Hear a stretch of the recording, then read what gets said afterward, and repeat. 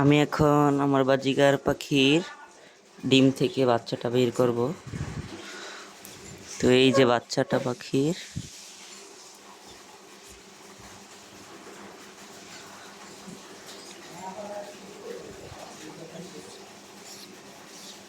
মাশাআল্লাহ খুব সুন্দর একটি বাচ্চা ডিম খোলস থেকে হয়েছে।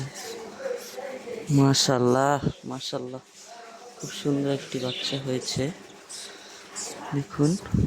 আর হাড়ির ভিতরে কিন্তু আরেকটি বাচ্চা রয়েছে, ওটি হচ্ছে বড় বাচ্চা, এটা হচ্ছে ছোট বাচ্চা। আরও ডিম আছে পাঁচটা মতন ফুটবে, এটা আমি নিজের হাতে ফুটলো। তো এখন আমি এটাকে ভিতরে রেখে দিব। খুব সাবধানে রাখতে হবে যাতে ব্যথা না পায়। আপনারা তো দেখতেই পারলেন আমি কিভাবে বাচ্চাটাকে রাখলাম। এই যে